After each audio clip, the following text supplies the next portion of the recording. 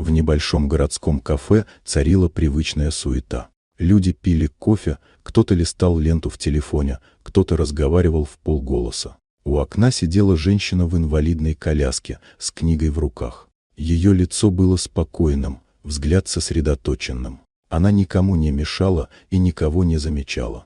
Дверь распахнулась, и внутрь ввалились трое подростков. Громкие, насмешливые, с энергией, которой некуда было девать. Пройдя мимо женщины, один из них повернул голову, хихикнул, что-то сказал друзьям. Те засмеялись. Смех был нарочито громким, язвительным. Они сели за соседний столик, продолжая отпускать грубые, колкие замечания в сторону женщины. Никто не вмешивался, кто-то просто отводил глаза, кто-то делал вид, что не слышит. Женщина все так же сидела неподвижно, лишь крепче сжала пальцы на обложке книги. И вдруг все изменилось. В кафе вошел высокий мужчина в строгом костюме. Его шаги были твердыми, уверенными.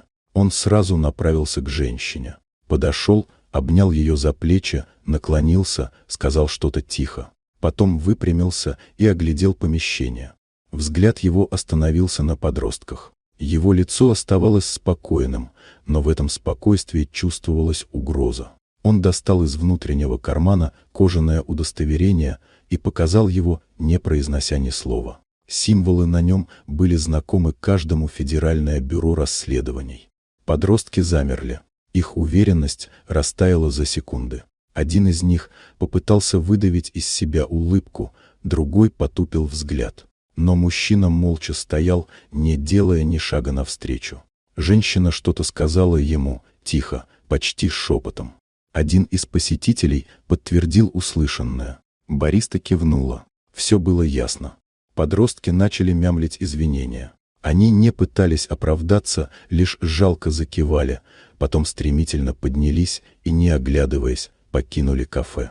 Когда дверь за ними захлопнулась, в помещении наступила странная тишина. Мужчина снова сел рядом с женщиной. Она посмотрела на него, и в ее глазах сквозь усталость проскользнуло облегчение.